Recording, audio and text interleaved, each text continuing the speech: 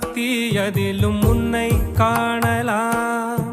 பசி என்று தன் முன் வந்து கையேந்தி கேட்கும் போது தன் உணவை தந்தால் கூட உன்னை காண